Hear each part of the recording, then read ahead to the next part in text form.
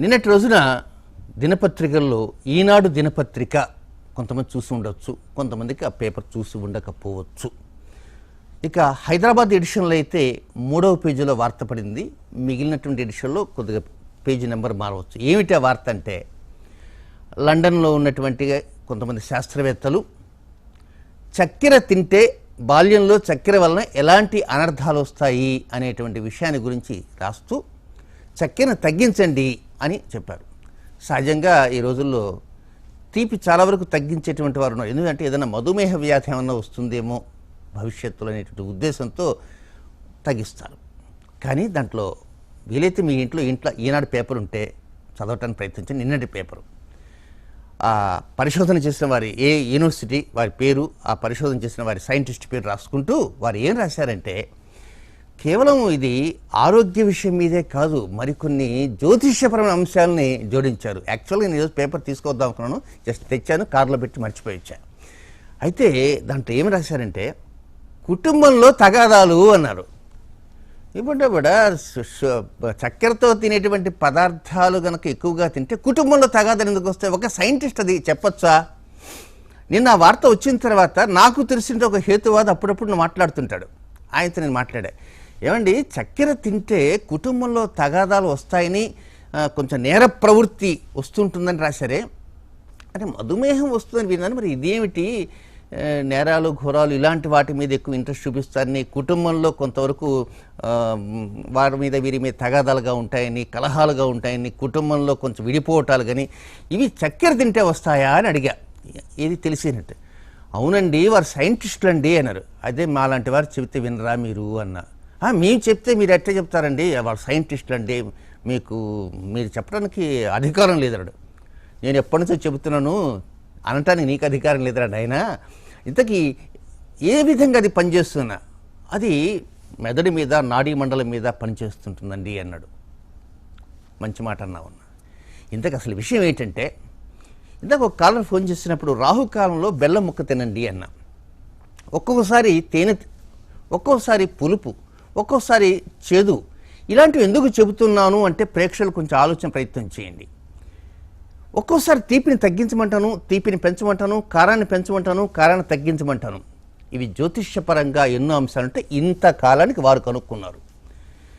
కుటుంబంలో విడిపోవటానికి అవకాశాలు ఎప్పుడంటే అందరికీ కాదు, కొన్ని నక్షత్ర జాతకులకి జాతకంలో కొన్ని పరిస్థితులు ఉన్నప్పుడు తీపిని కనుక ఎక్కువగా తింటూ ఉంటే దాని యొక్క ప్రభావం మనస్సు మీద పడి కొన్ని నిర్ణయాలు కొంచెం స్పీడ్గా తీసుకొని హడావుడి నిర్ణయాలు తీసుకోవడంతో అది ఒక్కోసారి భార్యాభర్తల మధ్య విడాకుల దాకా కూడా వెళ్ళేటువంటి అవకాశాలు అనేవి ఉంటుంటాయి. చాలా కనుక ఈ మనం తీసుకునేటువంటి ఆహార పదార్థాల వలన కూడా మన జాతక స్థితిగతులు ఆధారపడి ఉంటాయని నిన్నటి పేపర్ ద్వారా ప్రేక్షకులు తెలుసుకోవచ్చు. ఇక మనం ప్రత్యేక విలక్షణమైన గ్రహణాల గురించి కొంచెం అమూల్యమైనటువంటి వివరాలు తెలుసుకోవడానికి ప్రయత్నం చేద్దాం. ఇక ఈ గ్రహణ ప్రభావం అనేటువంటిది కేవలం ఆహారం మీద మాత్రం ఎక్కువ భాగం ఉంటుంది. కనుక మనకు తీసుకునే ఆహారం చాలా జాగ్రత్తగా ఆచితూచి తీసుకుంటూ ఉండాల్సిన అవసరం ఉంది. దీనితో పాటు కొన్ని ఇతరమైనటువంటి పరిస్థితులు కూడా ఉన్నాయి కనుక ఆ పరిస్థితులని చెప్పడానికి ప్రయత్నం చేస్తాను. మొట్టమొదటిగా మేషరాశి జాతకులు. మేషరాశి అంటే అశ్విని నక్షత్రము, భరణి నక్షత్రము, కృత్తికా నక్షత్రం మొదటి పాదంలో జన్మించినటువంటి మేషరాశి జాతకులు.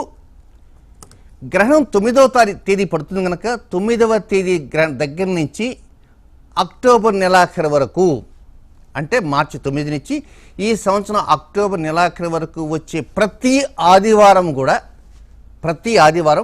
పగలు రాత్రి భోజనాలలో కారాన్ని తక్కువగా తినడానికి ప్రయత్నం చేయండి. మానివేయాల్సిన అవసరం లే, ఓన్లీ ఆదివారాలు మాత్రమే కారాన్ని తగ్గించడానికి ప్రయత్నం చేయండి. ఎక్కువగా తినకుండా కొంచెం తక్కువగా తినడానికి ప్రయత్నం చేయండి. ఎందుకు చెబుతున్నారంటే, కోనసీమలో నా మిత్రుడు ఉన్నారు, ఒక ఆయన గొత్తిమాత్ర పట్టాభి సుబ్రహ్మణ్య శాస్త్రి సహపంచాంగర్త. ఒకసారి వారి ఇంటికి వెళ్తే ఆవగాయ పచ్చడి వాళ్ళ అమ్మగారు వడ్డించారు. ఇంకంతే, వదిలిపెట్టలేక మింగలేక కక్కలేక కళ్ళ నుంచి ధారాపాతంగా నీరు కారుతూ, నైనా నెయ్యి వేసుకుని అయినా అని. ఎంత నెయ్యి వేసుకుంటే ఉంటుందా, నాలుగు కత్తిరించకపోయింది, అంత కారం అంట, బండకారం. అదే కనుక పల్లెటూరు వాతావరణంతో గొడ్డు కారము అంటారు. కనుక ఆదివారాల్లో ఇలాంటి బండకారము, గొడ్డు కారం లాంటి కారాలు లేకుండా చాలా వరకు లిమిట్గా తీసుకోవడానికే ప్రయత్నం చేయండి మేషరాశిలో జన్మించినటువంటి జాతకులు.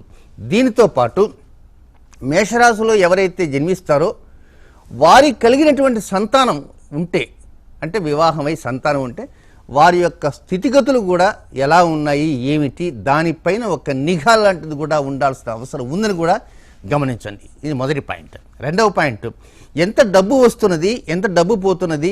మనకు రావాల్సిన 100 రూపాయలు అయితే 100 రూపాయలు వచ్చింది, కానీ 100 రూపాయల్లో తీరా చూస్తే ఆ నోటు దొంగ నోటు అన్నై ఉండాలా, లేకపోతే చినిగిపోయిన నోటు అన్నై ఉండాలా, ఏదో ఒక సమస్యలు ఉంటాయి. అంటే మనకు వచ్చేటువంటి లాభంలో ఎక్కడో ఒక చోట కొంత సమస్యాత్మకమైనటువంటి స్థితి ఉన్నది అని తెలుసుకోవాల్సిన అవసరం మేషరాశి వారికి ఉంది. కనుక మార్చి 9 దగ్గర నుంచి అక్టోబర్ ఆఖరి దాకా మేషరాశి జాతకులు ప్రతి ఆదివారం కారాన్ని పగలు రాత్రి తగ్గించండి.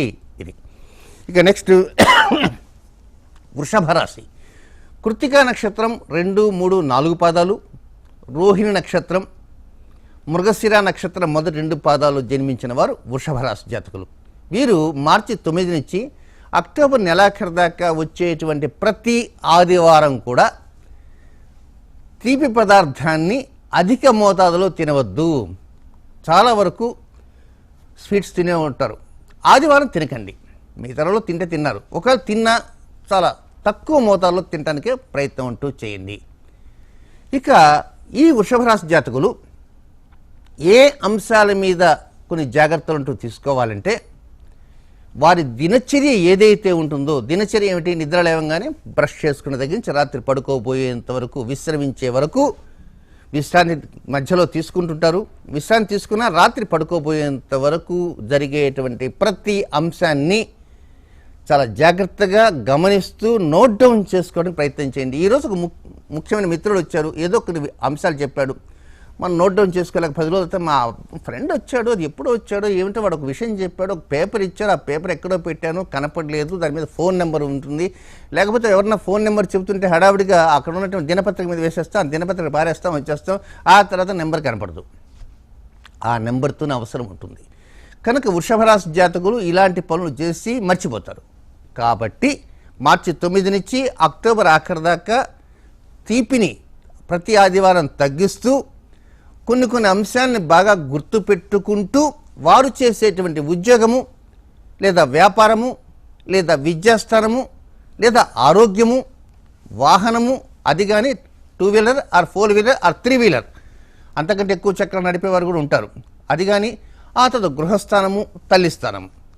మరొకసారి చెప్తాను, విద్య, ఉద్యోగం, వ్యాపారం, ఆరోగ్యం, వాహనం, గృహం, తల్లి, ఈ అంశాల మీద దృష్టి ఎక్కువగా ఉంచాలి.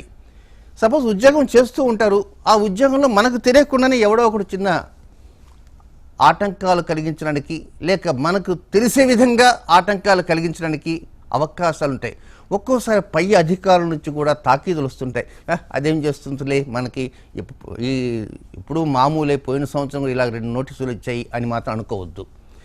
ఏదైనా పై ఉద్యోగస్తుల నుంచి కనుక ఏదైనా తాకీదులు వస్తే వెంటనే వెళ్ళి అయ్యా తప్పైపోయింది, క్షమించండి, ఏదో పొరపాటున చేశాను అని కొంతవరకు ఒప్పుకోవడానికి ప్రయత్నం చేయండి తప్ప దాన్ని తిప్పికొట్టడానికి మాత్రం ప్రయత్నం చేయకండి వృషభ రాశి జాతకులు. ఇక మిథున రాశి.